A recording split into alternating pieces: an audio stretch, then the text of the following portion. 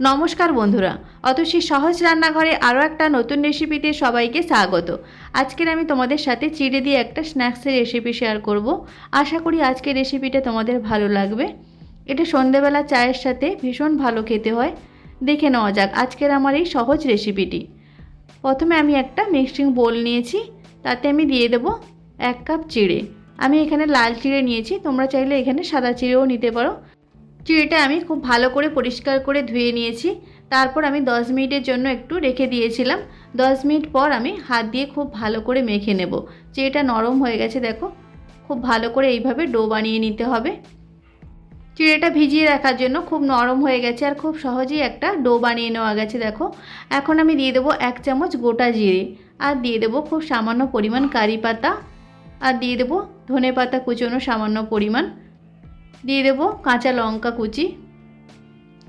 এই সব কিছু দিয়ে খুব ভালো করে একটু হাত দিয়ে চিড়ের সাথে মেখে নিতে হবে। খুব ভালো করে হাত দিয়ে আমি মেখে নিয়েছি। এখন আমি দিয়ে দেব 2 চামচ চালের গুঁড়ি, আর দিয়ে দেবো 1 চামচ ময়দা। চালের গুঁড়ি আর ময়দাটা দিলে স্ন্যাক্সটা অনেক মুচমুচি হয়, খেতেও খুব ভালো হয়। এখন আমি দিয়ে দেবো স্বাদ মতো লবণ, আর দিয়ে দেবো 1/2 চামচ হলুদ গুঁড়ো, 1/2 চামচ লঙ্কার গুঁড়ো। ঝালটা তোমরা কম বেশি করে নিতে পারো। এখন আমি দিয়ে দেবো 1/2 চামচ জিরে গুঁড়ো, 1/2 চামচ ধনে গুঁড়ো, আর দিয়ে দেবো 1 চামচ আমচুর পাউডার। এই আমচুর পাউডারটা দিলে স্ন্যাক্সটা খেতে অনেক চটপটা হয়। এখন আমি দিয়ে দেবো খুব সামান্য পরিমাণে একটু চিনি। এই সব কিছু দিয়ে হাত দিয়ে খুব ভালো করে মেখে একটা ডো বানিয়ে নেব। খুব ভালো করে সব কিছু মেখে নিতে হবে। দেখো এইভাবে একটা ডো বানিয়ে নিতে হবে। এখন আমি দিয়ে দেবো 1 চামচ সাদা তেল। তেলটা দিয়েও খুব ভালো করে আমি মেখে নেব। খুব ভালো করে আমি মেখে তারপর আমি হাতটা ধুয়ে পরিষ্কার করে নেব। দেখো হাতটা ধুয়ে নিয়েছি। এখন আমি হাতে একটু সাদা তেল আমি লাগিয়ে নিয়েছি। তারপর অল্প অল্প মিশ্রণটা নিয়ে তারপর স্ন্যাক্সটা রেডি করে নিতে হবে। প্রথমে অল্প একটু লেচি কেটে নেব, তারপর হাত দিয়ে এইভাবে গোল করে নিতে হবে। তারপর 2 হাতে তালু দিয়ে একটু চ্যাপটা করে দিতে হবে। দেখো এইভাবে আমি স্ন্যাক্সগুলো রেডি করে নেব। সমস্ত চিড়ের বড়াগুলোকে আমি এইভাবে রেডি করে নিয়েছি। দেখো এখন এগুলোকে ভাজার জন্য গ্যাসে আমি একটা কড়াই বসিয়ে দিয়েছি, আর দিয়েছি সাদা তেল। তেলটা আমি প্রথমে খুব ভালো করে গরম করে নিয়েছি। তারপর লো টু মিডিয়াম ফ্লেমে রেখে আমি সমস্ত চিড়ের বড়াগুলোকে দিয়ে দেব। চিড়ের বড়াগুলোকে দিয়ে তারপর আমি লাল লাল করে ভেজে নেব। এক সাইডটা লাল লাল হয়ে গেলে অপর সাইডটা উল্টে দিতে হবে। আর গ্যাসের ফ্লেমটা অবশ্যই এই সময় লো টু মিডিয়াম ফ্লেমে রেখেই ভাজতে হবে।